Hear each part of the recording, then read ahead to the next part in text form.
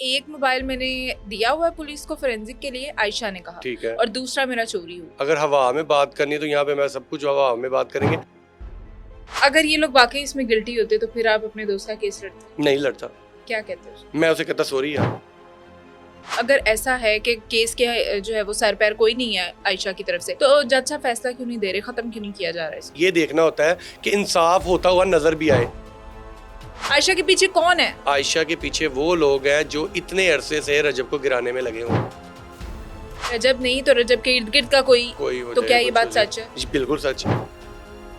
लोग ये कहते हैं कि मिस्टर पतलू आपको सपोर्ट करते नहीं मिस्टर पद, मैं किसी का नाम नहीं लेता, लेकिन अक्सर लोगों के साथ ये लाइव आके बैठी होती है वो लोग हैं जो रजब के अगेंस्ट है। हैं। रजब भट्ट की सिक्योरिटी से आयशा को क्या प्रॉब्लम? ये वो बता सकते हैं, ज्यादा बंदे देख के घबरा जाती होंगी। जुनैद, एक नया केस तैयार हो गया जी शाहजेब सियालकोटी वाला। जी बिल्कुल हुआ है। तो वो क्या सीन है? वो ये सीन है कि लोगों के मुंह बंद करने के लिए हमने केस किए हैं। आप कब से जानते हैं रजब को, कब से रिलेशन? मेरा कम से कम उसके साथ 2-2.5 साल से ताल्लुक है। तो आप उनके वकील हैं या आप उनके दोस्त हैं? मैं उनका दोस्त पहले हूँ, वकील बाद में। जब आप अपने 1.5 मिलियन वाले टिकटॉक के ऊपर रजब और उसकी गैंग के साथ वीडियोस लगाते हैं, जी तो आप नहीं समझते कि लोगों को एक ऐसा मैसेज आता होगा कि शायद आप एक न्यूट्रल वकील नहीं रहे? रजब भट्ट अपनी फील्ड का नंबर 1 है, तो मैं वो कर रहा हूँ, मैं किसी को कंपैरिजन नहीं कर रहा। आप सलमान को इसमें थोड़ा बहुत भी गलत नहीं समझते? गलत कहते हैं हम। मैंने कई दफा कहा है कि रजब ने बड़ी दफा उसे कहा है कि यार ना तुम उनके साथ ताल्लुक बनाते ना यहाँ तक बात जाती। क्या सिर्फ लड़कों का कसूर है कि वो वीडियो वायरल करते तो लड़के का कसूर बन जाए? लड़कियों का भी लड़की है। ने अगर वीडियो वायरल कर ली तो कोई सजा नहीं? नहीं होती है। रजब ने कहा है ना, हमें इस केस में थोड़ा सा बरी होने दें, एंटी रेप एक्ट के तहत आपको मजा आएगा। क्या सलमान के साथ रिलेशनशिप था? इनसे तो चलो वो शाउट आउट या फेम ले रही है। इनके साथ इनका रिलेशनशिप था और वो बड़ा प्लानिंग के साथ रिलेशनशिप बना था। आपकी एक वीडियो है जिसमें आप कह रहे हैं कि हमें लोगों ने बताया इसके करैक्टर के हवाले से भी कुछ चीजें। बहुत चीजें मैं बिलीव करें, मैं फिर कहता हूँ औरत जात है। अच्छा, आप रजब से फीस ले रहे हैं? बिलीव करें मैंने आज तक रजब से 1 रुपया फीस नहीं ली। अभी हमने एक हाई प्रोफाइल केस देखा रजा डार का भी, जी। उसके मामले में भी लोग कहते हैं कि वेयर इज सीसीडी। इसमें मैं ना ये कहूंगा कि सीसीडी के नेफे में रजा डार चल गया। लेकिन वो जो हैदर को कह रहे थे सोमवार के हवाले से, वो देखा आपने? वो रजब टोन कर रहे थे ना, हाँ। ओए बाहर ना निकली तेन कोई मार देगा। वो बड़ा धड़ल्ले से कहती हैं फलाना पर्चा भी लड़ लूंगी, फलाना पर्चा भी करा लूंगी, जितने पर्चे हो सकते हैं करवा लें। मिसाल थी कि एक बंदे के ना वो पौधा उग गया ना फला जगह पे, तो उसने उस किसी ने कहा यार तेरे पौधा उग गया, उन्होंने कहा कोई गल नहीं छावे ही बवांगे।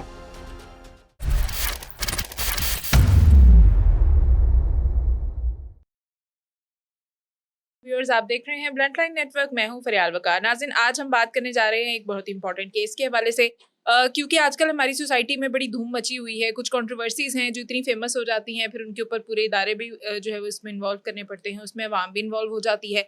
अभी मैं बात कर रही हूँ रजब भट्ट के हवाले से, जिनका एक केस जो है वो अदालत में चल रहा है। आयशा जट के साथ भी आपने हमारा पॉडकास्ट देखा होगा।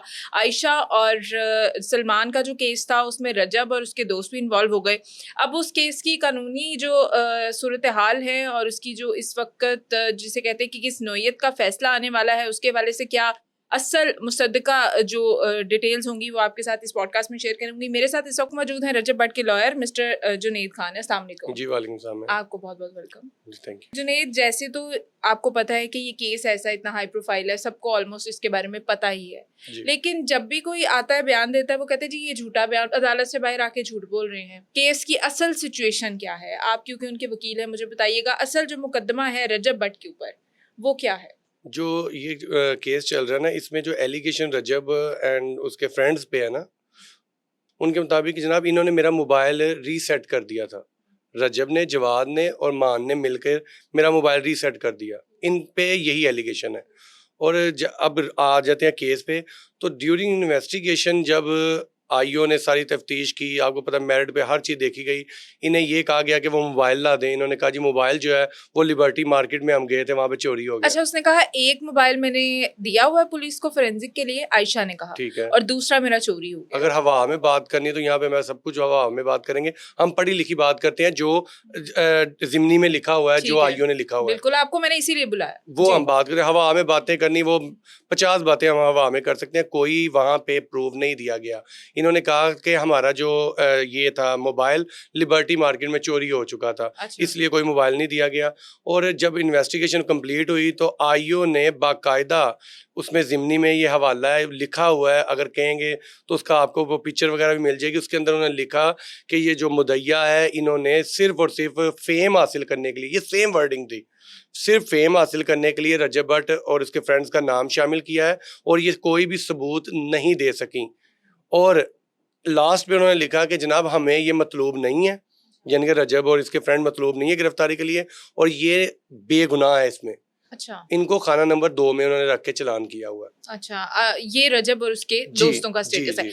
है। सलमान का क्या स्टेटस है? सलमान कानूनन की हद तक का जो था, उन्होंने जब इनकी नीचे से बेल खारिज हुई तो हाई कोर्ट ये बेल चलेगी, हमने बेल वहाँ पे हाई कोर्ट अप्लाई की, तो वहाँ पे आके जब एसपी साहब को इन्वेस्टिगेशन वाले को तलब किया गया जस्टिस साहब की तरफ से, तो वहाँ पे आके उन्होंने बताया बाकायदा, जब हमने सारी वहाँ पे प्रूफ दिए कि ये एफआईआर में कुछ बता रही हैं, जो 164 की स्टेटमेंट दी है उसमें कुछ बता रही हैं, और मेडिकल में कुछ आ रहा है, यानी कि सारी चीज़ें वो सामने आ रही थी ना। तो उन्होंने जस्टिस साहब ने कहा ये किस तरह फिर ये पर्चा हो गया। तो फिर केस उन्होंने हाँ। कहा कि सर ये एसपी साहब के वहाँ पे बयान थे कि सर हम ये पर्चा डिस्चार्ज कर रहे हैं, ये पर्चा हम ख़त्म कर रहे हैं, और इसी वजह से वहाँ से हाई कोर्ट से प्री अरेस्ट बेल कंफर्म हुई थी। वरना आपके चैनल के थ्रू भी लोग देख रहे होंगे 376 की bail, pre arrest bail confirm नहीं होती। हाँ। तो हमारे केस में कुछ था तो बेल जो कंफर्म हुई ना, तो इसलिए सलमान की हद तक भी यहाँ पे कोई भी चीज़ साबित नहीं हो रही, ना कोई मेडिकल में कोई चीज़ आ रही है, और 164 की स्टेटमेंट जो सब क्लियर है, उसमें डेट कुछ बताई जा रही है कि फलां डेट को मुझे बुलाया गया था, फिर 164 में कुछ बताया जा रहा है, एफआईआर में कुछ बताया जा रहा है, यानी कि हर बयान को अपने वो बयान को अलग अलग कर रही हैं। मैंने आपका पॉडकास्ट देखा, उसके अंदर भी उनके जवाब आपके सामने ही थे, ठीक है, जो आप कुछ दे रही हैं आपके इंटरव्यू में, अदालत में कुछ चल रहा है, एफआईआर में कुछ है, 164 की स्टेटमेंट में कुछ है। ये बस समझ लें कि बस वक्त का ज़िया है, अदालत का भी और हमारा भी। अच्छा, मुझे ये बताइएगा कि अगर ऐसा है कि केस के जो है वो सर पैर कोई नहीं है आयशा की तरफ से, तो जज साहब फैसला क्यों नहीं दे रहे, खत्म क्यों नहीं किया जा रहा है इसको? जज साहब देखें, जज साहब दोनों साइड्स को उन्होंने देखना होता है कि कानून ये देखता है कि जो अदालतें होती है ये देखना होता है कि इंसाफ होता हुआ नजर भी आए। हालांकि ज़रूरत नहीं थी इन्हें तलब करने की भी, क्योंकि जब खाना नंबर 2 में रख दिया जाए ना मुलजिम को, तो ये ज़रूरत नहीं होती कि जब पता है कि यार इसे बेगुनाह साबित हो गया हुआ था, तलब करने की ज़रूरत भी नहीं होती। लेकिन अगर कोर्ट ने ये देखना होता है कि सेटिस्फाई करना होता है अपने आप को भी, और मुद्दई जो प्रोसिक्यूशन साइड होती है उसे भी, कि मैंने बुला के पहले देख लूँ आया इनके पास, प्रोसिक्यूशन के पास जो मुद्दई होते हैं इनके पास कोई ऐसा मवाद है कि जो इसे चलान किया जाए या इसे ट्रायल किया जाए, इस ट्रायल को कंटिन्यू किया जाए। लेकिन बिलीव करें ये कोई 15वीं पेशी हो गई है, सिवाय एफआईआर के इनके पास कोई चीज़ नहीं होती। और जज साहब ने अब लास्ट पे उन्होंने ये किया, लास्ट उन्होंने कहा कि जनाब इसमें एक तो 2 पार्टियां समझ लें, एक सलमान और एक रजब एंड फ्रेंड्स हैं। उन्होंने कहा अगर मैं आपको यहाँ पे आपकी एप्लीकेशन एक्सेप्ट करके आपको बरी कर देता हूँ ना, तो इसका असर वो जो सलमान का चलान आना है इन फ्यूचर कुछ दिनों में, तो उस पर असरअंदाज होगा कि इन्होंने पहले ही आधे मुलजिम तो बरी कर दिए हैं। तो मैं ये चाहता हूँ कि इकट्ठा इसका मैं फैसला कर लूँ। तो मैंने तब भी कहा था कि अगर इस पे फर्द जुर्म लगे या ना लगे, एट द एंड इसका फैसला इक्विटल पे आना है, ये बरी हो जाना है। अच्छा, ये जो उनकी जो अदर साइड के वकील हैं वो भी आए थे हमारे यहाँ इंटरव्यू देने। वो एक मैं उनकी वीडियो देख रही थी, वो कह रहे थे कि आप लोग काफ़ी पेशियों पे हाजिर नहीं हुआ, कोई ऐसा भी कुछ हुआ है कि हर पेशी पे गए आप? देखें, आज जब आप अदालत में आपका केस चल रहा होता है तो आपकी मसरूफियात होती हैं, आप एप्लीकेशन दे देते हैं, लेकिन लिंगर ऑन कैसे होगा अगर हम मुल्ज़म नहीं आए, जो मुल्ज़म है वो नहीं आए, और प्रोसीडिंग में हम वकील ने भी कहा जी मैंने कुछ नहीं बोलना है या मैंने अदालत के साथ तावन नहीं करना, फिर लिंगर ऑन होता है। जिस डेट पे रजब नहीं भी आया तब भी हमने, हमारी टीम ने वहाँ पे जो जज साहब ने सवाल पूछा या जो भी प्रोसीडिंग थी वो हमने की, तो लिंगर ऑन तो ना हुआ मैटर। अब लिंगर ऑन तो ये दूसरी साइड वाले कर रहे हैं, वो क्या कर रहे हैं जनाब, वो मेटा ग्लासेस क्यों पहन के आ गए? भाई वैसे क्यों पहन के आ गए? कैमरास होते हैं, नहीं कैमरा होते हैं ना। तो रजब ने वहां पे जिस टाइम ड्यूरिंग जब ये प्रोसीडिंग हो रही थी, बिलीव करें जब उन्होंने एलिगेशन उठाया तो तब वो ग्लासेस सामने पड़ी हुई थी, उन्होंने कहा सर वो तो ये पड़ी हुई हैं। और दूसरा जिस दिन इन्होंने एप्लीकेशन दी, हालांकि इस एप्लीकेशन का केस के साथ ताल्लुक कोई नहीं था जी। तौहीन अदालत को लगता हो कि अगर ये तौहीन हो रही है तो उसने नोटिस लेना है, बजाय कि हम दूसरी पार्टी उठ के जी ये अदालत की तौहीन होगी। मतलब आपके साथ अगर कोई गलत बात करता है तो मेरे ख्याल से आप उसका बेहतर देख सकते हैं कि मेरे साथ ये गलत बात हुई है कि नहीं, या मैं आपको बताऊंगा कि आपके साथ ये इसने आपकी बदतमीजी की है आपके साथ। तो रजब ने वहां पे अदालत ने कहा सर ये जो मेटा ग्लासेस की बात भी कर रहे हैं ना, ये अभी तक तो ऑन भी नहीं हुई, इसे तो मोबाइल के साथ कनेक्ट भी नहीं हुआ, तो मैं तो ये पेश करने के लिए भी तैयार हूँ कि इसे फ्रांसिक इसका करवा लें। और अगर मिसाल के तौर पर उस दिन लगाई है, क्या उसकी रिकॉर्डिंग की वीडियो आप मीडिया वाले आपने कहीं देखी अदालत की? उसका फिर क्या फायदा हुआ? कुछ हुआ उसका नुकसान? केस पे क्या असरअंदाज हुआ? जब उस मेटा क्लासेस का केस पे उसकी कोई रिकॉर्डिंग नहीं हुई, कोई वीडियो बाहर नहीं आई, तो फिर अदालत की तौहीन क्या होगी? अच्छा जुनैद, ये बताइएगा कि मैंने आयशा से भी ये क्वेश्चन किया था कि जो केस होता है वो एक निज़ाम है हमारे यहाँ, पैसा भी लगता है, टाइम भी वेस्ट होता है जी। तो मैंने आयशा से भी ये सवाल किया था कि आपके वकील क्या फीस ले रहे हैं आपसे, आप कैसे इतना लंबा केस लेके चल रही हैं, आपको क्या नज़र आ रहा है कि वो जो दूसरी साइड के वकील हैं वो क्यों इतने पुरुमीद हैं कि हम सच्चे हैं और हमारे पास सारे सबूत हैं और हमारे पास वो फयाज रामे साहब का भी मैंने वीडियो देखा, उन्होंने कहा हमारे पास सफिशेंट सबूत हैं, हमारे पास सफिशिएंट मवाद है। हवा में ये सब क्या हो रहा है? अदालत में एक भी सबूत नहीं है। बिलीव करें उस दिन रजब ने भी ये बात की थी कि दूसरी साइड के वकील सिवाय एफआईआर पढ़ने के और कुछ नहीं करते। एक सबूत हो ना, तो चले आपकी पॉडकास्ट में ही दे देते कि ये देखिए जी हमारे पास सबूत है। हाँ। मैंने मैसेज दिए मैं पुलिस को, मैंने फोन दिया हुआ है फोरेंसिक के लिए, तो मेरे पास ये सबूत है। है? अच्छा, इसने कहा कि जी सलमान ने मुझे मैसेज किया कि मेरे ऊपर प्रेशर बहुत था इसलिए तुम्हारा फोन रीसेट हुआ है। तो प्रेशर किसका? नाम तो वो नहीं ले रहे। यही बीबी उनके जब उसकी शादी थी खुद ही कह रही थी कि रजब भाई को मैंने जब देखा तो मेरे तो ये वो। हाँ मैंने देखा। ठीक है, खुद ही आप लोग वहां पे जाके 3-3 घंटे उनके घर के बाहर खड़ी रही हैं शॉर्ट आउट लेने के लिए कि जनाब रजब भाई हैदर शाह के साथ भी मैंने शॉर्ट आउट के लिए इनकी वीडियो देखी, हैदर शाह के घर के बाहर। जब एक बंदा आपको इज्जत दे रहा हो ना, वो कोई भी हो, रजब हो, व्हाट्सएवर, वो आप हो, मैं हूं, जब एक बंदा आपको इज्जत दे रहा हो ना तो रिटर्न में इज्जत ही लेनी चाहिए। लेकिन क्या सलमान के साथ रिलेशनशिप था? इनसे तो चलो वो शाउट आउट या फेम ले रही, इनके साथ इनका रिलेशनशिप था और वो बड़ा प्लानिंग के साथ रिलेशनशिप बना था। और मैं अब कभी कहीं पे बात नहीं बताई। मुझे उस दिन बिलीव करें मान ने मुझे कहा, मान डोगर ने, उसने कहा इस बीबी ने मुझे भी मैसेज किया हुआ था इंस्टाग्राम पे हाय का। उसका इन्होंने ये हर बंदे को मैसेज किया तो जो लोग कहते हैं कि उसका टारगेट था कि रजब नहीं तो रजब के इर्द गिर्द का कोई हो, तो क्या ये बात सच है? बिल्कुल सच है। ये मैडम ये नहीं खाली इनकी बात नहीं कर रहा, आजकल ये हनी ट्रैप क्या होता है आप मीडिया वाले आप ज्यादा बेहतर जानते हैं। आए दिन केसेस आपके सामने आपकी एक वीडियो है जिसमें आप कह रहे हैं कि हमें लोगों ने बताया इसके कैरेक्टर के हवाले से भी कुछ चीजें, बहुत चीजें मैं बिलीव करें मैं फिर कहता हूँ औरत जात है।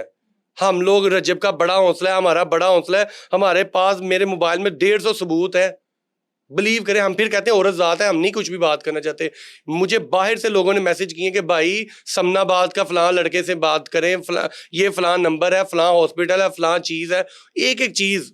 लेकिन हम नहीं सामने रखते, हमें जरूरत नहीं किसी की कैरेक्टर पे असैसिनेशन करने की। हम कहते हैं कि जनाब हम केस पे ही रहें।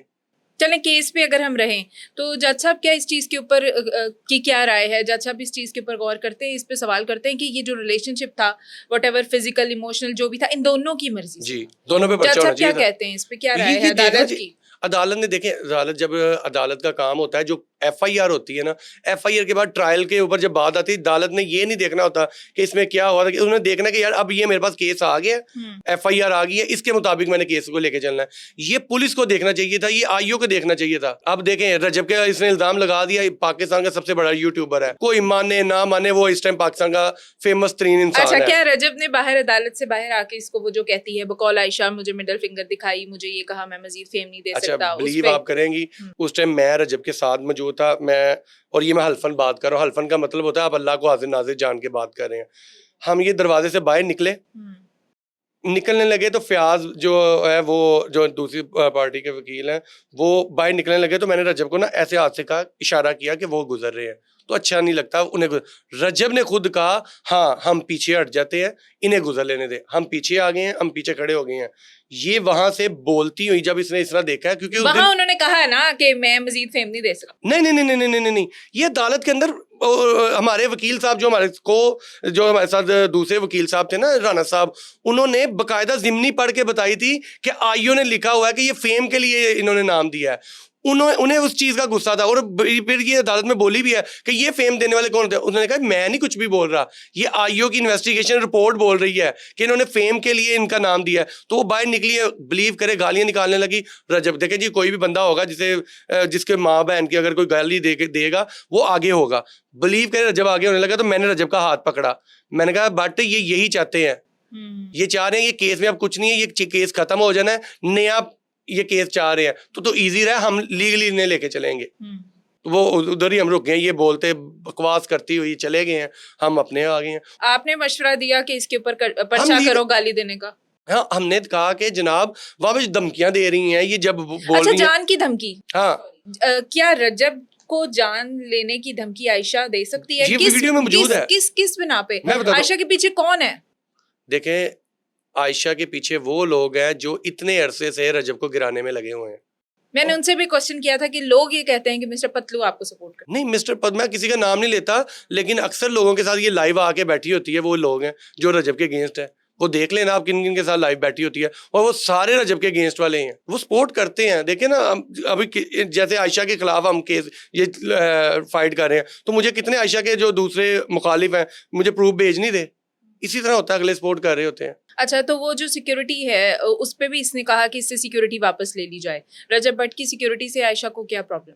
ये वो बता सकते हैं, ज्यादा बंदे देख के घबरा जाती होंगी। ये तो होने चाहिए कि वो खुद भी ले ले। मुझे, अगर उनके वकील साहब को नहीं पता, एक एप्लीकेशन दें, सेशन जज आपको भी देंगे, क्योंकि ये रूल बना दिया हुआ है कि अगर अदालत के अहाते में आपको जान का खतरा है या आपको लगता है कि मेरे साथ कोई मिसबिहेव हो सकता है, तो आप सिक्योरिटी ले सकते हैं। अच्छा जुनैद, एक नया केस तैयार हो गया जी, शाहजेब सियालकोटी वाला। जी बिल्कुल हुआ है। तो वो क्या सीन है? वो ये सीन है कि लोगों के मुंह बंद करने के लिए हमने केस किए हैं, क्योंकि रजब ने इनफ, बिलीव करे, उस बंदे का इतना दिल है, इतना बड़ा दिल है। मैं ये नहीं कह रहा मेरा वो दोस्त है या मैं उसके साथ होता हूँ या वो, मैं इस वजह से कह रहा हूँ, उसका इतना बड़ा दिल है। आज तक 3 सालों में लोगों ने बकवास छोटा लफ्ज है, पता नहीं क्या कुछ बोला है, लेकिन उस बंदे ने कभी भी किसी को रिप्लाई नहीं दिया कि इस तरह का करके किसी की माँ बहन को टारगेट नहीं किया, कुछ नहीं। लेकिन ये शाहजेब, मैं कहता हूँ आप पढ़े लिखे बच्चे हो, आप अच्छा काम कर रहे हो, आप दीन के लिए बोलते हो, ठीक है, वेरी गुड यार, लेकिन ये दीन किसने सिखा दिया हुआ है कि किसी की माएँ बहनों को बिल्कुल ही टारगेट करो, और वो छोटी बच्ची को भी? वो तो मैंने भी उस पे एतराज ये किया। किसने दिया? और दूसरा, मैं शाहजेब को भी यही कहता होता हूँ कि देखो यार, आपकी भी बड़ी कंट्रीब्यूशन होगी, मान लिया यार आपने दीन के लिए बड़ी कंट्रीब्यूशन की है, लेकिन मैं कहता हूँ कंट्रीब्यूशन करनी है, फेसबुक मोनेटाइज करवाया हुआ है, यहूदियों के खिलाफ हमने बात करनी है, फेसबुक यहूदी है, उसका मालिक है, यहूदियों से डॉलर भी लेने हैं, वहाँ पे मोनेटाइज भी किया। अगर तो आपने दीन की खिदमत करनी है ना, तो मैंने बड़ा अच्छा मशवरा दिया था, दीन की खिदमत करने के बड़े अच्छे तरीके हैं। मेरे साथ रायवंड चले, वहाँ पे इज्तिमा होता है, वहाँ से पूरी दुनिया में दीन की खिदमत करने के लिए लोग निकलते हैं, और 1 रुपया नहीं मिलता, अपने पल्ले से पैसे लगाने पड़ते हैं। यहाँ पे मैं भी अभी यहाँ पे बैठे हुए आपके इसी चैनल पे AC लगा हुआ है, माइक सामने, अब नहा धो के बैठा और मैं कह रहा हूँ फ़लस्तीन को आज़ाद कर दें, फ़लस्तीन के लिए ये हो रहा है, वो हो रहा है। भाई इस तरह आज़ाद नहीं होना ना। लेकिन चलो आवाज तो उठानी चाहिए, अगर 4 बंदे आपकी बात सुन रहे हैं तो आवाज, लेकिन मोनेटाइज भी करवा के आवाज उठानी है। अपने चैनल हमने मोनेटाइज करवाए हुए हैं, फिर आवाज, और उन्हीं यहूदियों से पैसे भी लेने हैं, डॉलर भी लेने हैं। ये म्यार ना रखें, म्यार आपका एक होना चाहिए। अगर आपने दीन की बात करनी है तो दीन कहता है बेलौस होके करो। ये मैं यहाँ पे ना रजब की या किसी की साइड नहीं ले रहा, और आप ये जो मजहब का कार्ड यहाँ पे इतना, मैं कहता हूँ यहाँ पे भी बात करते हुए डर लग रहा है कि हम क्या बात करें मजहब के कार्ड को। देखें, इन्होंने इल्जाम लगा दिया जी वो मान डोगर पे, जी नाउज बिल्ला, अल्लाह ताला ऐसी जुबान ही ना दे कि जी सहाबा की गुस्ताखी कर दी। मैं हमेशा ये कहता होता हूँ कि सहाबी वो हैं या ये वो हस्तियां हैं जिनका नाम भी हमें बावजू होके लेना चाहिए, हमारी ये तरबियत है। और वो कह रहे हैं कि वो जनाबे हज़रत उमर रज़ी अल्लाह ताला अन्हु की शान में गुस्ताखी होगी। अब मैं वो क्लिप जो है वो रमान डोगर वाला, मैं किसी की साइड नहीं ले रहा, मैं मुसलमान हूँ, मेरे दिल में कितना मेरे दीन के लिए जज्बा है वो कोई भी बयान नहीं कर सकता, ठीक है। और मैं यहाँ पे ये बताने लगा हूँ कि मान डोगर क्या कह रहा है उसमें वीडियो में, वो कह रहा है कि जो इस्लाम था 22 लाख मुरब्बा मील पे फैला हुआ था, क्योंकि हज़रत उमर के ने बहुत ज़्यादा इस्लाम फैलाया, इतना जंगें भी हुई और उसमें दीन की खिदमत भी हुई, इस्लाम हर जगह प्रोमिनेंट हो गया। लेकिन जब करबला का वाक़या 40 साल बाद हुआ तो तब वो 22 लाख मुरब्बा मील के जो जितने भी मुसलमान थे उसमें से 72 लोग ही निकले जो करबला में यजीद के खिलाफ खड़े हुए। ये कह रहा था ना, बिल्कुल वो ये कह रहा था ना। अब मुझे आप बताएं, न्यूट्रल होके बता दें कि इसमें कहाँ पे हजरत उमर की या किसी भी सहाबी का नाम या क्या उन्होंने किया, क्या गुस्ताखी हुई है। चले एनसीसीआई में चला गया केस, चला गया ना, हाँ जी, देख बिल्कुल। लेंगी हमारी अदालतें और हमारी जो अथॉरिटी। लेकिन मैं ये कहता हूँ मजहब का कार्ड ना खेलें। हमारे मुल्क में दो चीजें खेली जाती हैं, औरत कार्ड और मजहब कार्ड। बिलीव करें ये बहुत खतरनाक चीज होती है। ये आज के दौर में तो हमें फेम मिल जाएगी, लेकिन ऊपर जाके पकड़ हो जाएगी कि यार आपने मेरे एक दीन वाले बंदे को, जिसने कलमा गो है, जो मेरा कलमा, मेरे नबी का कलमा पढ़ते हैं, आपने उस पर फतवे लगा दिए, झूठे फतवे। तब जितने भी केसेस चल रहे हैं, आप मुझे बताइएगा, आप अभी बात कर रहे थे मेरा उससे ताल्लुक है या दोस्त था, उसका दिल बहुत बड़ा, आप कब से जानते हैं रजब को, कब से रिलेशन? मेरा कम से कम उसके साथ 2-2.5 साल से ताल्लुक है। कैसे बना मेरा ताल्लुक उसके रजब ने, आप ये देखे, बड़ी इंटरेस्टिंग आपने बात की। मेरा उसके साथ ताल्लुक बना, एक दिन मुझे रजब का नहीं था पता। बिलीव करें, मैं 2019-20 से टिकटॉक पे हूँ और I am the first one जो मेरी कम्युनिटी में जिसने टिकटॉक पे मशवरे देने शुरू किए थे। 2019 से मेरा ये अकाउंट है, ठीक है, ठीक है। और मैंने एक दिन, मेरे सामने वीडियो आती है आज से 2-2.5 साल पहले, 2 बच्चे ना कुरान पाक हाथ में उठाया हुआ है और वो कह रहे हैं कि यार मैं ना रजब भट्ट है कोई, उसने मारा है। अच्छा, मुझे बड़ा आया कि मैं किसने मारा है, कोई यूट्यूबर है, किसने मारा है। मेरा साथ उनका राब्ता हो गया, मैंने उन्हें बुलाया दफ्तर आगे मेरे, मैंने कहा बेटा किसने मारा आपको, ये पाकिस्तान है, कोई एवं बनाना स्टेट तो नहीं है। उन्होंने कहा सर इस तरह हम ना मिमिक्री करते थे, उनकी सिस्टर्स की नकल उतारते थे, ये वो, उन्होंने हमें घर बुलाया और वो मारा उन्हें। याद आ गया। मैंने क्या किया, मैंने केस फाइल किया, मैंने एप्लीकेशन दे दी मुतलका थाने में कि भाई रजब हो या कोई भी हो, वो क्यों मारे किसी बच्चे को, ठीक है। वहां पे हमारा केस चला, वहां पे रजब को भी बुलाया, उन्होंने FIR, वो उसमें शायद जवाद का भी नाम जी जवाद का नाम, दोनों ने मारा था ना। वहां पे क्या हुआ, मेरी देखे 2 डिमांड थी। मैंने कहा था रजब जो भी, मुझे तब भी नहीं था पता, खुदा की कसम मुझे नहीं था पता कि कोई यूट्यूब पे है। फिर मुझे पता चला अच्छा ये बंदे हैं।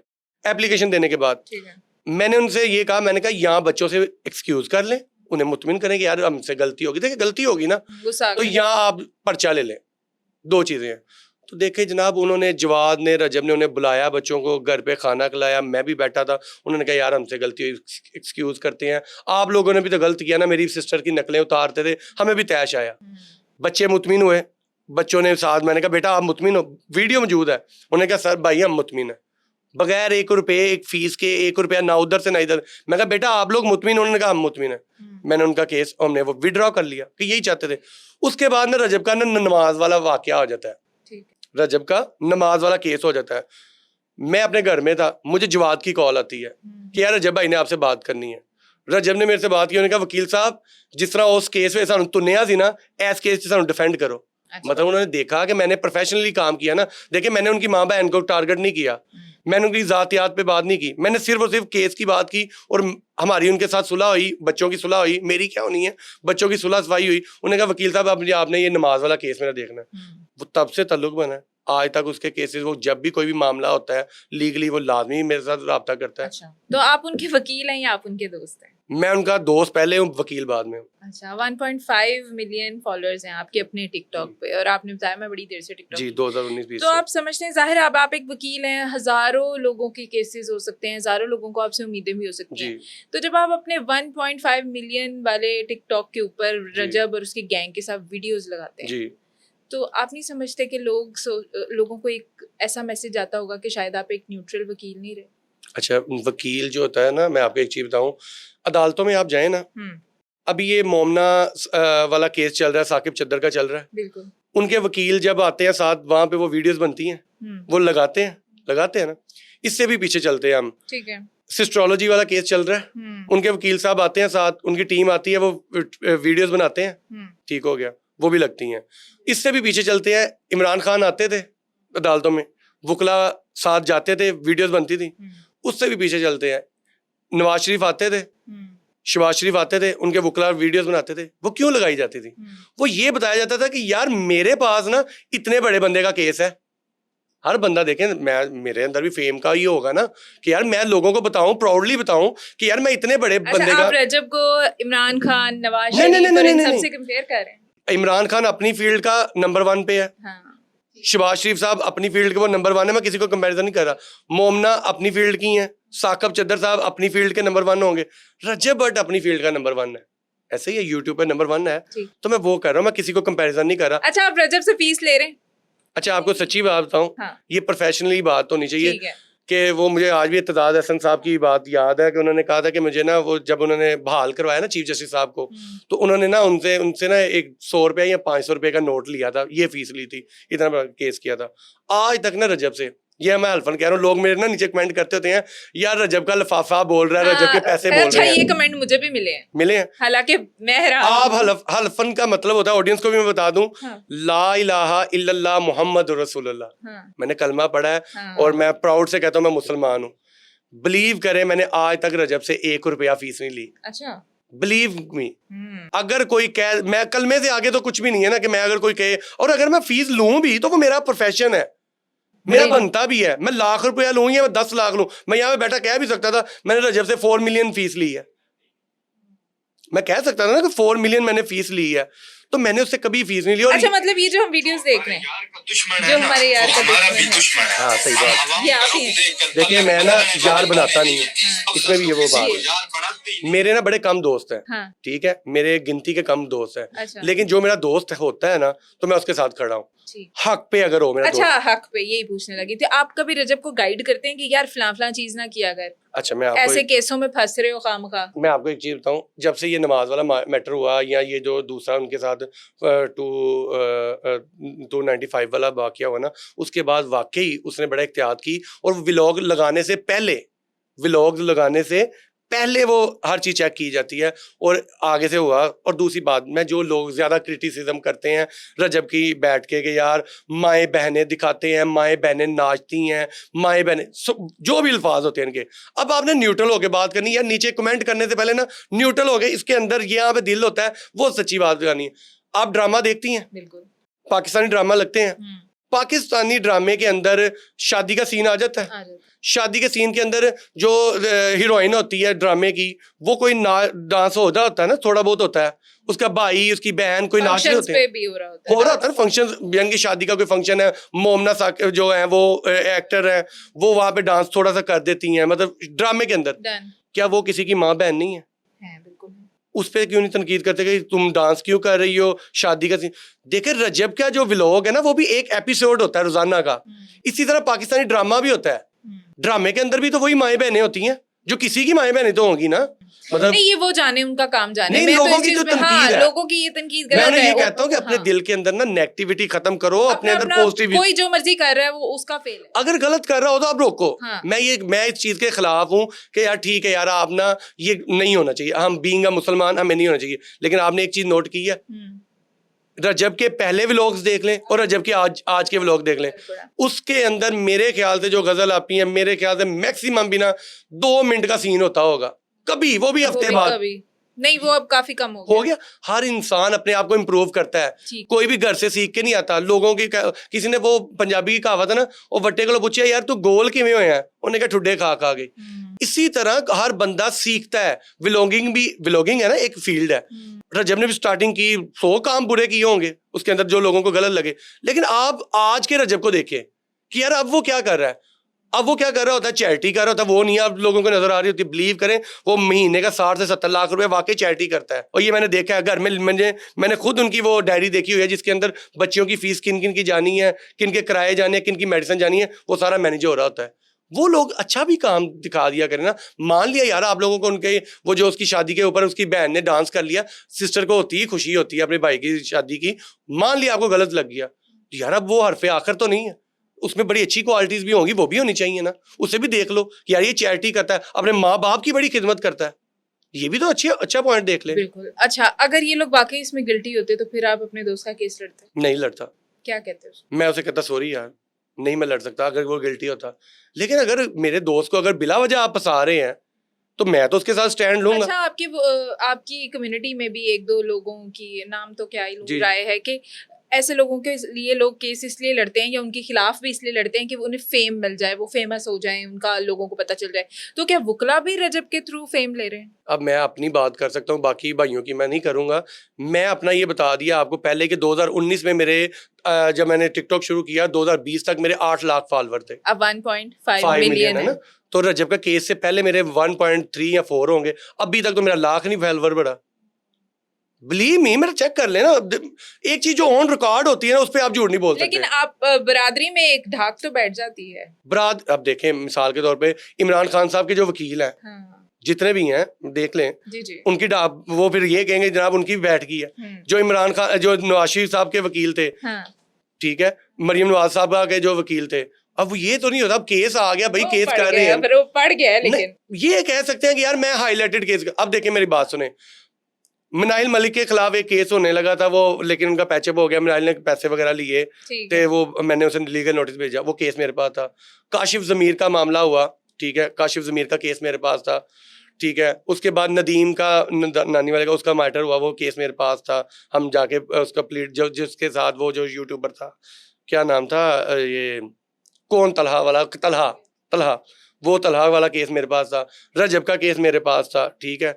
इस तरह अगर ये हाईलाइटेड केस है मेरे पास आ गए हैं, तो यार इसमें अब मेरा क्या कसूर है? अच्छा ये बताएं कि अब आपकी बाकी दूसरी साइड पे आ जाते हैं, जो आम एक तासुर है, जैसे अभी बड़े famous podcaster Rehan Tariq journalist हैं, वो सिर्फ एक पॉडकास्टर नहीं है, उनकी गिरफ्तारी को लिंक करते हुए आपसे पूछना चाहूंगी कि कहा यह जाता है कि इदारे इन्फ्लुएंसर्स के लिए और हैं, गरीबों के लिए और हैं। अभी हमने एक हाई प्रोफाइल केस देखा रजा डार का भी, उसके मामले पे भी लोग कहते हैं कि वेयर इज सीसीडी। अब क्या सीसीडी के अपने नेफे में पिस्तौल चल गया? मैं कहता हूँ आप इसे कह लेंगे रजा डार वाले जो केस है ना, इसमें मैं ना ये कहूंगा कि सीसीडी के नेफे में रजा डार चल गया जी। सीसीडी के नेफे में ना रजा डार चल गया, माड़ा बंदा था। अब देखें वो बच्ची वाला केस था जो सरगोदा वाला, अब उसकी रिपोर्ट आ रही है जनाब वो बंदा इन्वॉल्व नहीं था, ठीक है। यहाँ पे ना प्रायोरिटीज होती हैं और, ठीक है, जहाँ पे बड़े बाप का बड़ा बेटा होगा वहां पे और केस होंगे, जहाँ पे दूसरा मामला होगा, जहाँ पे पता है कि इसे तुनना है, वहां पे और होगा। अब मुझे बताएं, मीडिया में मैंने आज तक जो एफआईआर मैंने पढ़ी ना रेहान तारिक वाली, उसके अंदर मुझे अभी तक ये समझ नहीं आ रही रेहान का कसूर क्या है। आप मेरे से सवाल पूछती हैं, उस सवाल का नाउज़ुबिल्लाह मैं कोई गलत जवाब दे दूं तो भाई पर्चा तो मेरे पे होना चाहिए कि सवाल पूछने वाले पे होना चाहिए।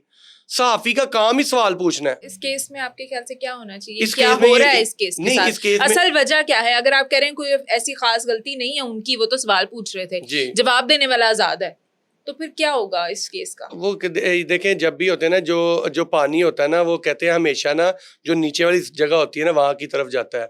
जिन्होंने जवाब दिया ना, जवाद नकवी साहब, उधर कुछ भी नहीं कर सकते थे ना, पता था कि यार पूरे मुल्क में शिया सुन्नी वाला वो मामला हो जाएगा, तो अब वो उसे बैलेंस करना था कि यार सुन्नी भाइयों को भी तो उन्होंने कहना था कि हमने उसका क्या किया, तो हमने कह दिया जनाब जिसने सवाल पूछा हमने उसे पकड़ लिया। तो ये इस मामले में ये हुआ 6 दिन का जो रिमांड हुआ, अभी तो और होना है ना, 295 है, इसमें और रिमांड भी होगा, लेकिन मेरे 295 ए है जी। आपने 295 सी भी देखा हुआ है, जब पे लगा था उसको टैकल किया, ये हो जाएगा हैंडल? इसको हैंडल करना क्या है? मैं बताता हूँ। इस केस में ना बड़ी ज्यादा इसमें ना वो नकूने हैं, उसमें क्या है कि उन्होंने ना जो वीडियो का लिंक है ना वो भी शामिल नहीं किया हुआ, कि उसमें जो सवाल जो वो पूछ रहे हैं, एक छोटा सा क्लिप है, पूरे को नहीं उन्होंने मेंशन किया हुआ। और दूसरा मैं एफआईआर में पढ़ रहा था कि उसमें जो दफात बना रहे हैं ना, उसमें एक भी जो एक्ट है ना वो उस पे नहीं आ रहा रेहान तारिक पे, ये इसमें उनकी जमानत हो जानी है। और मेरे ख्याल से अगर, लेकिन हमारे ना जो जजेस है ना वो थोड़ा बाहर नहीं डालते, अगर मैजिस्ट्रेट साहब वो प्रॉपर पढ़ते एफआईआर और प्रॉपर वो बहस सुन लेते जो उनके वकील ने की, मियां दाऊद आई थिंक है, उन्होंने किया, बिलीव करें डिस्चार्ज की बनती थी, ये पर्चा ही खत्म होता था। लेकिन क्या करें, कोई नहीं इतना वजन डालता, यार 295 मैटर है, मैंने अगर किसी को डिस्चार्ज कर दिया, मेरी अदालत के बाहर 150 बंदा आ जाना है। बिल्कुल, ये इसलिए ना थोड़ा सा मसला हो जाता है। लेकिन आप थोड़ा सा अगर मजबूत हो ना, अब ये रजब वाले मैटर में मुझे पता नहीं कहाँ से धमकियां आई, ये मान वाला मैं बात कर रहा हूँ, मैं हक सच की बात कर रहा हूँ यार, कि हम लोग नहीं, कौन होते हैं किसी पे फतवे लगाने वाले? अगर किसी ने कोई गुस्ताखी की है तो दायरे मौजूद है, इन्वेस्टिगेशन हो जाएगी।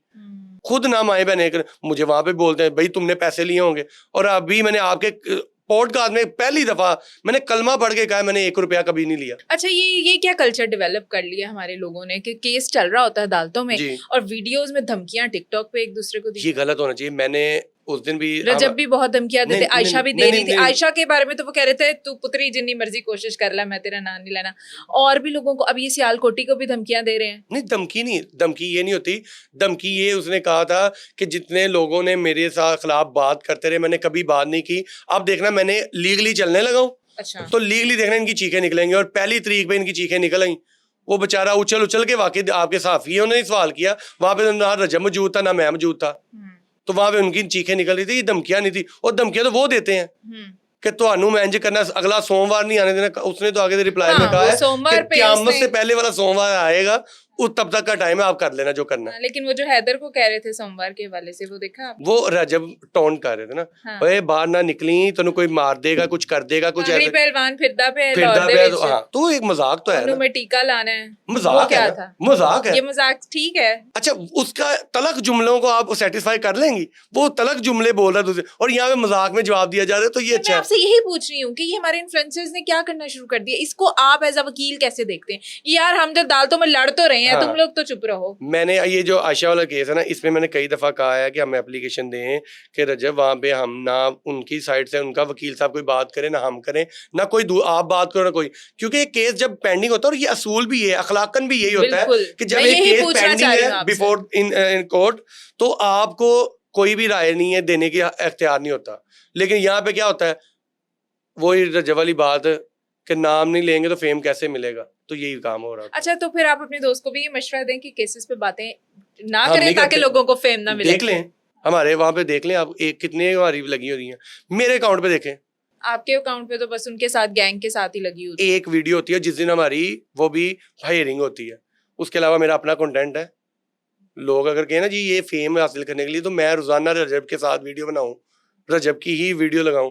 मेरे जिस दिन पेशी, अब 18 तारीख को पेशी है, मे भी 18 को वीडियो लग जाए, एक वीडियो लग जाए।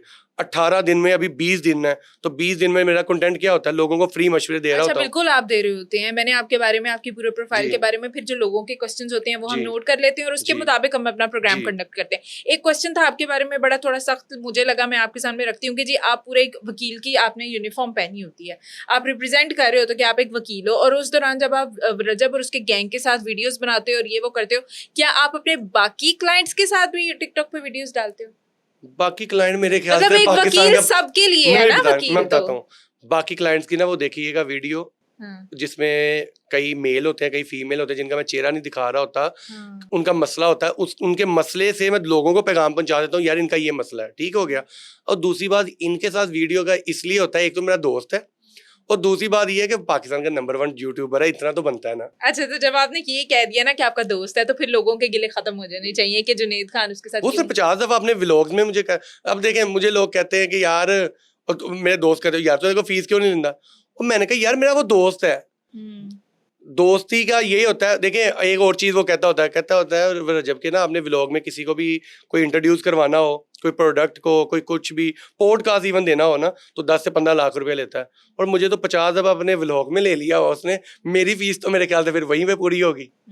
बात करने का मकसद है ना। ठीक है। अच्छा, मुझे ये बताएं आखिरी सवाल की, क्या इदारे, जो मेरा पहले सवाल था, इन्फ्लुएंसर्स को और बाकी सबको सेम डील करते हैं? आपका अदलिया का निज़ाम कैसे काम कर रहा है? इदारे, जब आप रजब का केस लड़के आगे जाते हैं, जब आप रजब की फाइल लेके आगे जाते हैं, तो आपको कोई आगे से रिलैक्सेशन मिल जाती है?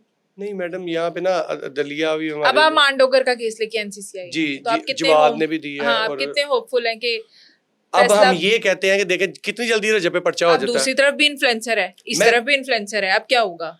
देखे जिन्होंने पहले हम पे पर्चे करवाए वो भी इन्फ्लुएंसर ही थे। रजब पे पर्चा ऐसे करके हो जाता है, तो जब रजब देखे ना, यही तो हम कहते हैं, इंसाफ फिर प्रॉपर होना चाहिए। अगर रजब ने एप्लीकेशन दी है तो अब इनका भी पर्चा होना चाहिए ना। अब उनकी माँ को, बहन को टारगेट किया और इस तरह के गलीज अल्फाज बोले, पर्चा होना चाहिए ना। जवाद ने एप्लीकेशन जो दी है, ठीक है, वो भी मेरे इस्लामपुरा में जो नहीं जवाद ने भी एनसीसीआई में दी है, और जो मान वाली है वो भी उधर ही दी है।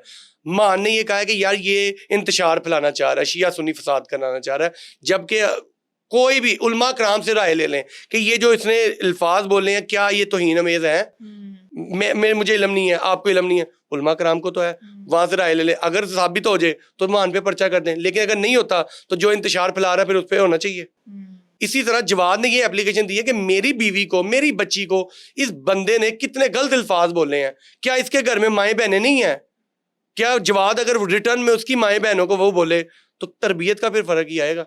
तो इसलिए उसने कहा जनाब मैं इसकी माँ बहन को कुछ नहीं बोलता, ये इसने जो अल्फाज बोले हैं मैं अकॉर्डिंग टू लॉ उसका मुझे जो भी रिलीफ है वो मुझे मिलना चाहिए। अच्छा, अभी तक की जो आपकी मुद्दईया है ना आयशा जी, वो बड़ा धड़ल्ले से कहती हैं फलाना पर्चा भी लड़ लूंगी, फलाना पर्चा भी करा लूंगी, जितने पर्चे हो सकते हैं करवा लें। गजल आप भी मैं कह रही हूँ उसने तो गजल ही कहा था, वो गजल भी जाए और मुझ पे पर्चे करा दे, वट जो भी, मैं हर पर्चा भुगत लूंगी। ऐसी क्या गिदर सिंगी, ऐसी क्या बहादुरी, ऐसी क्या दिलेरी देखी है आपने अभी तक? अच्छा, मेरे पास ना पंजाबी की ना वो ना एग्जांपल्स हैं, लेकिन ना बड़ी अच्छी पढ़ी लिखी ऑडियंस ना मेरे सामने बैठी होगी है, तो मैं उन्हें जवाब उनकी जुबान में नहीं देना चाहता, वरना वो एक ना मिसाल थी कि एक बंदे के ना वो पौधा उग गया ना फलां जगह पे, तो उसने उस किसी ने कहा यार तेरे पौधा उग गया, उन्होंने कहा कोई गल नहीं, छावे ही बवांगे। यानी कि बेशर्मी की हद होती है ना, एक बंदा उतार के अपने कंधे पे रख ले ना, उसे फिर कोई नहीं होता कि कोई बात नहीं। यही है ना, पहले भी तो लोगों ने देखा है। मैं अपनी 164 की स्टेटमेंट में खुद साबित हो रहा है कि जनाब वहाँ पे मेरी मेडिकल में सॉरी साबित हो रहा है कि 3 दफ़ा अबॉर्शन हो गए। इससे आगे क्या होता है, गैरतमंद औरत के लिए बहुत बड़ा लफ्ज़ है ये। तो जब आपने ये कर लिया ना, तो उसके बाद आप 50 पर्चे भी हम कराएं तो वाकई से कोई फर्क तो नहीं आप नहीं पड़ना। समझते कि फिर ऐसे ऑफेंसेस जो वाकई गलत हैं, आप सलमान को इसमें थोड़ा बहुत भी गलत नहीं समझते? गलत कहते हैं हम, मैंने कई दफा कहा है कि रजब ने बड़ी दफा उसे कहा है कि यार ना तुम उनके साथ ताल्लुक बनाते, ना यहाँ तक बात जाती। देखे ना, फर्स्ट मैसेज किन्होंने किया, सलमान ने किया हुआ था, उन्होंने उनकी उसने ही तरफ से किया हुआ। कितने मैसेज थे। फिर वो अगले बंदे के साथ अगर आपका रिलेशनशिप बन जाता है, तो अगर देखें कई रिलेशनशिप नहीं भी चलते, अब एडवांस बात कर रहे हैं, जो हमारा दीन नहीं ज्यादा देता, नहीं लेकिन हम चलता, एडवांस बात कर रहे कोई हैं बात नहीं जी। कि यहाँ पे अगर कई रिलेशनशिप नहीं भी चलते, कहते हैं कि यार गैरतमंद बंदा होना चाहिए और गैरतमंद बंदी होनी चाहिए कि अगर रिलेशनशिप खराब हो जाए, क्योंकि वो गैरतमंद जो होता है ना, वो इज्जत पे वार नहीं बाद में क्या करता। सिर्फ लड़कों का कसूर है कि वो वीडियो वायरल कर दे तो लड़के का कसूर बन जाए? लड़कियों का भी लड़की है। ने अगर वीडियो वायरल कर ली तो कोई सजा नहीं? नहीं होती है, आपको ये नजर आएगा। अब रजब ने कहा है ना, हमें इस केस में थोड़ा सा बरी होने दें, एंटी रेप एक्ट के तहत आपको मजा आएगा। एंटी रेप एक्ट बहुत अच्छी चीज बना दी हुई है। कुछ और भी करने जा रहे हैं यानी जनाब, कि आप एंटी लोग? रेप एक्ट ये कहता है कि अगर एक औरत ने आप पर इल्जाम लगा दिया 376 का जना का, और उसमें आप बरी हो जाते हैं, तो वही सेम FIR उस औरत पे होगी। नो, उसमें बेल भी नहीं होती। चलो बंदे भी खुश ये हो सिर्फ जाए बेचारे। इसलिए, हर वक्त रोते जी रहते थे ये कि हनी जी ट्रैप औरत वाले, कार्ड बड़ा, हनी ट्रैप बड़ा चल गया। हाँ औरतें हर वक्त जरा सा डांट भी दो जी। तो कह देती हैं मैं अब इसमें सुलह नहीं होती, इसमें ये नहीं पहले होता था जी मैंने ना ये मैं गलत फहमी की बुनियाद पे पर्चा करवा दिया, सुलह कर ले, पैसे लिए सुलह कर ली। अब सुलह नहीं होती। अगर आप ये कह देंगे ना कि मैंने गलत फहमी की बुनियाद पे पर्चा करवाया है, तो अदालत अपने थ्रू, सरकार अपने थ्रू आप पे पर्चा करवा देगी। जुनैद, आपने औरतों के हकूक के हवाले से, ये रेप वगैरह के हवाले से भी रिसेंटली एक वीडियो पोस्ट जी। की है, वो क्या कानून आप बता रहे थे? ये नहीं, उसमें ब्लैकमेलिंग का मैं बड़ा बता रहा हूँ कि ब्लैकमेलिंग NCCI ने भी कहा है, लोग बच्चियों को ना देखे, आप लोग जब रिलेशनशिप में होते हैं ना, ठीक है, इत्मीनान होता है, आप एक दूसरे पे इत्मीनान करके अपनी पिक्चर्स वगैरह शेयर हो जाती हैं, नहीं होनी चाहिए, लेकिन हो गई ना। तो वो क्या करती थी, वो क्या अब लड़का ब्लैकमेल कर रहा होता था, ठीक है, वो बेचारी ना घर बता सकती थी ना पुलिस में जाके। अब NCCI ने ये कहा हुआ है कि अगर आपको इस तरह कोई ब्लैकमेल कर रहा है, आपका नाम भी नहीं आएगा, हम उसे खुद ही ट्रेस करेंगे, खुद ही पकड़ेंगे, सारा मामला तो हो जाएंगे। तो इसलिए बच्चियों के लिए बड़ा अच्छा काम है, ठीक है। बच्चियों का यानी कि ये हो गया कि उसमें उन्हें रिलीफ मिल रहा है। उनकी वो जो वीडियोस अगर खुदा ना खास्ता सोशल मीडिया पर सर्कुल हो जाती हैं, तो वो उनको मतलब कि अब खत्म हो कोई जाती है। खवातीन को हरासा नहीं कर सकता। हरासा मरियम नवाज ने क्या कहा है, हाँ। सबदी माँ आ गई है, तो सबकी माँ वाकई देखें। अच्छा, उन्होंने कहा रेड लाइन। आपके ना एक बिरादरी के एक वकील है, मुझे उनका नाम नहीं पता, बट वो बड़ी फनी सी वीडियोस भी बना रहे होते हैं बाज़ औक़ात। तो वो ये कह रहे थे कि क्या CM पंजाब सिर्फ औरतों की ही माँ है, बंदों के ये क्या वोट जाली हैं?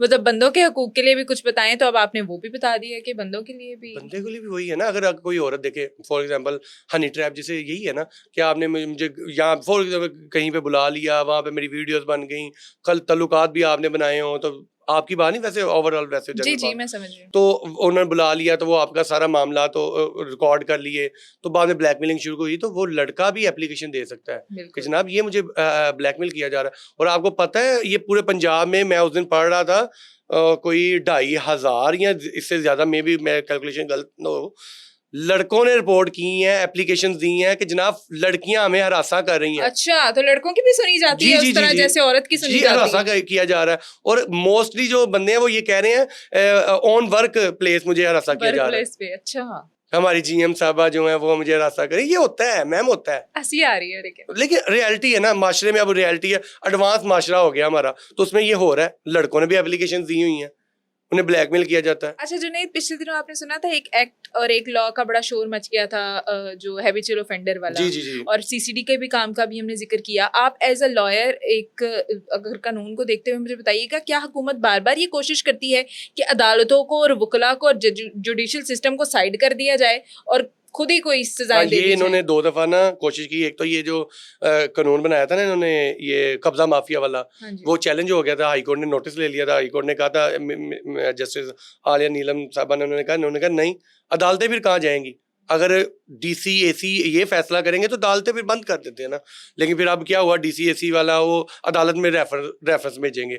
एक तो वो अच्छा काम हो गया, और दूसरा ये जो हैप्चुअल ऑफेंडर वाला ना, अब मुझे ये बताएं कि एक बंदा हैप्चुअल कौन डिसाइड करेगा कि ये हैप्चुअल हो गया? कमेटी करेगी, डीसी करेंगे, आप तो फिर किसी भी बंदे के ऊपर एफआईआर दे के उसे कह दो ये हैप्चुअल ऑफेंडर था, इसके अकाउंट ब्लॉक कर दो, इनका सोशल मीडिया बंद कर दो, इन्हें वो एक कड़ा सा लगा दो, और इनकी बाहर टाइम मॉनिटरिंग हो रही है। ठीक है, आप यूरोप को फॉलो करना चाह रहे हैं, लेकिन यूरोप में पूरा एक मैकेनिज्म है। ठीक है, वहां पे हैप्चुअल ऑफेंडर को डिफाइन करना पड़ेगा पहले आप, कि हैप्चुअल कौन होगा, किस तरह होगा, कितनी दफा सड़क पे अगर सिग्नल पे किसी की लड़ाई हो गई है, वो जिस बेचारे ने घुसे खाए हैं वो भी हैप्चुअल ऑफेंडर है। मतलब ये कौन डिसाइड करेगा? इसलिए ये चीजें अच्छी हैं, लेकिन इसके ऊपर अभी और वर्किंग करने की आपको जरूरत पड़ेगी। तो हैप्चुअल ऑफेंडर वाला अच्छा कानून है, ठीक है। ये दो, मैं ये कहता हूँ आप ये कर लें कि हवाई फायरिंग है ना, एक बंदे ने हवाई फायरिंग की, पर्चा हो गया। दूसरी दफा की हवाई फायरिंग की, पर्चा हो गया। तीसरी दफा करे, हैप्चुअल में आ जाए। मतलब कैटेगरीज होनी चाहिए ना डिसाइड करने का। तो अदालतों को तो फिर बिल्कुल साइड पे कर रहे हैं ये। नहीं, वो अदालत में पेश करेंगे ना उसे, अदालत में पेश करें तो फिर तो ठीक है। अगर वो खुद ही डीसी शीसी कमेटी बना के करते हैं तो अदालत तो आदि मुजरिम किसी को डिक्लेयर करती है कितने चीजों के बाद, कितनी इन्वेस्टिगेशन के बाद, कितना कुछ चेक करने के बाद। यहाँ तो फौरन ही किसी को, ये तो पूरा पाकिस्तान आदि मुजरिम हो जाएगा। तो हर बंदा है, और बीवियां कहेंगी मेरा शोहर तो आदि मुजरिम है, रोजाना मुझे तंग करता है। रोजाना कहता है सालन में नमक नहीं, तुम्हें पकाना नहीं आता, और मैं इतनी गर्मी में पकाती हूँ और ये कहता है सही नहीं पकाया। बहुत शुक्रिया आपका जुनैद, आपके कीमती वक्त के लिए। और व्यूअर्स आपसे रिक्वेस्ट है, चैनल को सब्सक्राइब करें, वीडियो को लाइक शेयर और कमेंट जरूर कीजिएगा। खुदा हाफिज।